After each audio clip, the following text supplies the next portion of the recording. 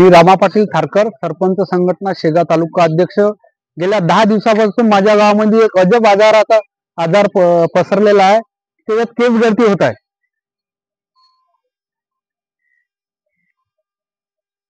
आणि गावामध्ये एवढं भीतीचं वातावरण पसरलं असून आणि जवळपास 20 पेशंटचे असे टक्कल पडले। एकदा केस गळती चालू झाली की 5 ते 6 दिवसात पूर्ण टक्कल होते।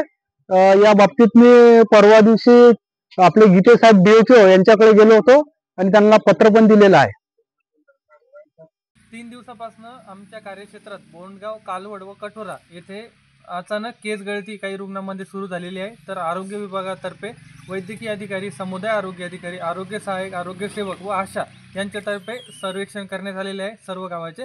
त्यामध्ये बोंडगाव, कालवड व कठोरा येथे अनुक्रमे 16, 13 व 7 केस गळतीचे रुग्ण आढळून आलेले आहेत। तर त्या अनुषंगाने आम्ही सदर नागरिक वापरत असलेला पाणी नमुना ह्या तपासणीसाठी शेगावला पाठवण्याच्या सूचना ग्रामपंचायतला दिलेल्या आहेत व सदर रुग्णांचे प्राथमिक उपचार केलेले आहेत व सदर अहवाल आम्ही मान्य जिल्हा आरोग्य अधिकारी कार्यालय बुलढाणा येथे पाठवलेला आहे।